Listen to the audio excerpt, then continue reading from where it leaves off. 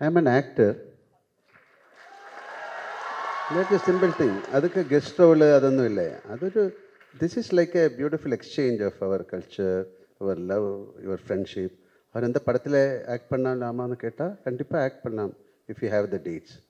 இனியும் definitely I will work. சின்ன ரோலுக்கு யாராவது கொடுத்தா கூட நான் ஒர்க் பண்ணும். அதுக்காக க்ளோஸ் பண்ண முடியுமா ஒரு இண்டஸ்ட்ரி?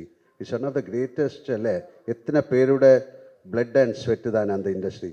தப்பாக நினைக்காத, இந்த மாதிரி வார்த்தைகள் சொல்லிவிடாதுங்க. அது எதுக்கு சொல்லணும்? It's all very personal. இல்லை, உங்களுக்காக ஒரு ஒரு ப்ரே பண்ணுறது வை ஷுட் யூ டெல்? இல்லை, நிறைய பேர் பாருங்க, oh I will pray for you എന്നിട്ട് அப்படியே வேறு ஏதாவது பேசிகிட்டு இருக்கும். இஃப் ஐ ப்ரே ஃபார் யூன்னு சொன்னால் யூ மஸ்ட் ப்ரே, இல்லையா?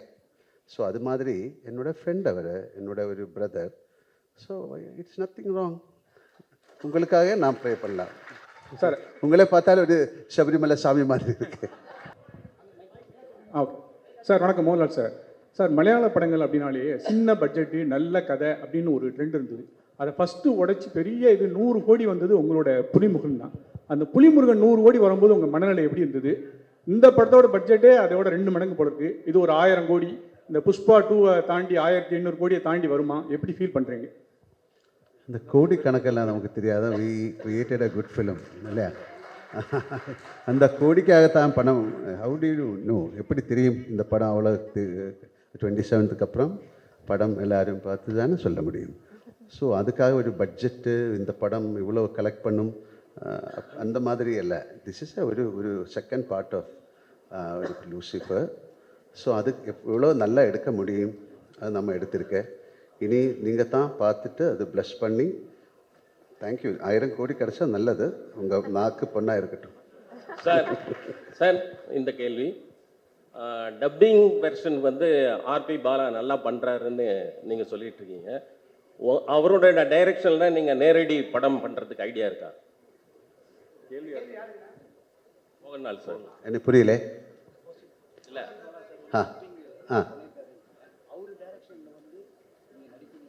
அவர் கூப்பிடல, நான் என்ன பண்ணோம்? அவர் Prithviraj sir, this is for you. கூப்பிட்டாச்சா? இல்லை அவர் ஒன்றுமே சொல்லல. Prithviraj sir, right here. Yeah. This is for you. Sir, you had kind of put out a video introducing all the characters for 30 days. And in that, while introducing your character, you said that as a director, this film, the first part was kind of complicated because there are several characters in it. And the second part is going to be even more complicated because more characters are going to come out. For someone who's not watched the first part, will it be possible for them to understand the story? Yeah, good question actually. So I have also answered this in multiple platforms across our promotional campaign. இந்த படம் வந்து design பண்ணியிருக்கிற விதமே வந்து my writer Murali Gopi and we were very particular. இது ஒரு stand loan ஃபில்மாக கூட இது should be able to exist. அதே குவாலிட்டி இதோட இந்த ஃப்ரான்ச்சைஸோட தேர்ட் பார்ட்டும் அப்படி தான் பண்ணணுன்னு தான் ஆசையாக இருக்குது. So for the question that you ask me, ஆமாம், ஃபர்ஸ்ட் பார்ட் பார்க்கலனா கூட you will completely understand the plot, story, narrative, everything of second part. ஆமாம், நீங்கள் தியேட்டரில் உட்காந்துட்டு இருக்கும்போது ஒரு வேளை if someone claps for a particular dialogue, somebody who's not seen the first part might think, ஏன் இதுக்கே போய் கை தட்டுறங்கிற ஒரு thought might come. Like little recall, throwbacks அப்படியெல்லாம் இருக்கிறது மேலே it's a completely standalone film.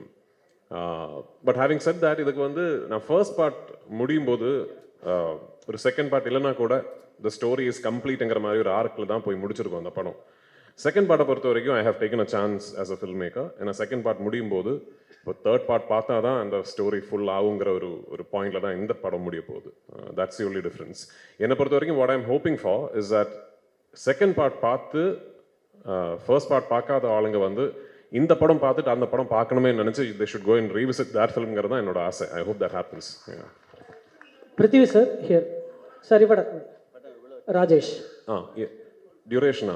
நான் எடுத்த படம் 2 hours and 49 minutes சார். நம்ம படத்தில் ஒரு ட்ரெடிஷன் இருக்குது, 20 minutes தேங்க்ஸ் கார்டெல்லாம் போடுவாங்கல்ல, அதான் அந்த. ஸோ 3 hours வரும் ஆக்சுவலி. பிருத்திவி சார் இவட. பிருத்திவி சார், இது வந்து கேரளா பாலிடிக்ஸ் பற்றி மட்டுமா இருக்குமா இல்லை தமிழ் ஆடியன்ஸும் கனெக்ட் பண்ணிக்கிற மாதிரி இருக்கும்? இந்த படம் பொலிட்டிக்ஸை பற்றிக்கே கிடையாதுமா. அது இல்லை, ஒரு டயலாக் அது. ஆமாம். So even for first part நீங்கள் அந்த படத்தை வந்து கொஞ்சம் அனாலிட்டிக்கலாக பார்த்தீங்கன்னா சொல்கிற கதைக்கு ஒரு பேக்ட்ராப் டிவைஸாக பொலிட்டிக்ஸை யூஸ் பண்ணியிருக்கோம், அவ்வளோதான். It's not a film about politics. It's not a film that is a story that is existing within politics. ஆமாம், பேக்ட்ராப் பொலிட்டிக்ஸ் தான் இருக்கும். ஆமாம், இப்போ நான் இது கேரளாவில் இருந்து வர படங்கிறதுனால backdrop is Kerala politics. But அதில் சொல்லக்கூடிய கதை வந்து எந்த நாட்டிலையும் எந்த பொலிட்டிக்கல் சினாரியோலையும் இனிமேல் பொலிட்டிக்ஸ் இல்லாமல் இன்னொரு சினாரியோலேயே கூட உங்களுக்கு அந்த கதை இமேஜின் பண்ணிடலாம். So it's is that way quite neutral in its existence, I would like to believe. Prithvi sir இவட ராஜேஷ். எஸ் எஸ், ట్రైలర్ വളരെ ഇഷ്ടപ്പെട്ടു. All the best. தேங்க்யூ. இந்த ചോദ്യം ப்ரோ ஒரு நிமிஷம். ஆக்சுவலாக நீங்கள் வந்து ட்ரெய்லரில் வந்து ஒரு விஷயம் இது பண்ணியிருந்தீங்க, அந்த ரஜினியோட பாலிடிக்ஸ் விஷயத்தை பற்றி. அது நீங்கள் இன்டர்வியூலையும் சொல்லியிருந்தீங்க. ஸோ நீங்கள் ரஜினி சார் சாரி, ரஜினி சார்னா இல்லை, அந்த 1992 நடந்த போயஸ் கார்டன் நடந்த ஒரு இன்சிடென்ட் நீங்கள் ஹைலைட் பண்ணியிருந்தீங்க இல்லையா? ஸோ அதை வந்து நீங்கள் ரஜினி சாரை மீட் பண்ணும்போது ரஜினி சாரை பற்றி அதை சொல்லியிருந்தாரா, இல்லை சௌந்தர்யா ஏதாவது சொல்லியிருந்தாங்களா? இல்லை, நான் சார்கிட்ட சொல்லலை. ஐ மீன், ஐ டோன்ட் எனக்கு தெரியல, அது உண்மையாக கூட எனக்கு தெரியல. எங்கேயோ படிச்சது அப்படி அவரோட வண்டி ஏதோ பிளாக் பண்ணிடுச்சு, ஸோ பயங்கரமாக கும்பல் வந்ததுங்கிற எங்கேயோ I read it somewhere. And when we were devising Lal sir's entry in part 1, எனக்கு ஒரு இன்ஸ்பிரேஷனாக இருந்தது. I thought that would be a nice incident to get inspired from as a filmmaker. அது எங்களுக்கு வந்து for us in Kerala we have only read about it. அப்படி ஒரு legend அவ்வளோதான். ரஜினி சார் வந்து பார்க்க போனது வந்து I had just finished taking the final out of my trailer from Radhakrishnan sir's studio. So அது எடுத்து முடிச்ச உடனே I wanted to show him my trailer first. ஏன்னா நடுவில் வந்து I had the opportunity to do a film with him and I could not, அதை என்னால் pull off பண்ண முடியல. So I call Soundarya and I asked if I can come and show him and he was very gracious. அவர் வீட்டில் வந்து invite பண்ணி and he saw the trailer multiple times and நிறைய வார்த்தைகள் பேசினேன் and I'll never forget it. Sir Prithvi sir இங்கே sir. Sir இப்போ yes sir so first of all congrats and all the best for big hit. Thank you so much. Sir இப்போ வந்து ஆக்சுவலாக Lal sir, மஞ்சு ma'am எல்லாமே Tamil ஆக்ட்ரஸ்ன்றதுனால question கொஞ்சம் வேறு மாதிரி கேட்குறேன். இன்கேஸ் லூசிஃபர் 3 எடுக்கிற ஐடியா இருந்ததுன்னா சென்னையிலேருந்து ஏதாவது ஒரு ஆக்டர் கூட ஆட் பண்ணிக்க முடியுமா? ஏன் 2 இருக்கு? அப்படியா? ஆமாம், ஓகே. கிஷோர் இருக்காங்க. இந்த I think there are multiple people from Tamil speaking actors, maybe not big stars, நிறைய பேர் இருக்காங்க. இல்லை சார், இப்போ சிவகார்த்திகேயன் அண்ணாவாக இருக்கட்டும், இல்லை அந்த மாதிரி யாராவது சார் கூடயே நடிக்கிற மாதிரி. தெரியல. 3 வந்து சொல்லி writing we have an idea.